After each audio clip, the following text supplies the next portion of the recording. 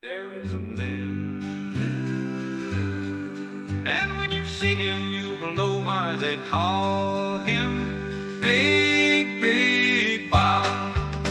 This is the story of Big, Big Bob. When he was born, he was the tiniest little boy you'd ever seen. If you feel the ground shaking and see people pointing, don't fear, it's not a disaster heading your way.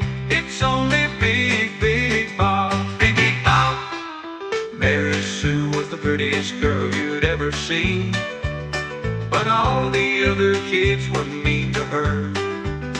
And that's when Bob decided to do something. If you feel the ground shaking and see people pointing, don't fear, it's not a disaster heading your way. It's only Big, Big Bob. Big, Big Bob. Bob ate and trained down by the railway every day. And one day he saw Mary Sue was in trouble, and he beat those mean kids one by one. Bob was deeply in love with Mary Sue, but he didn't have the courage to tell her.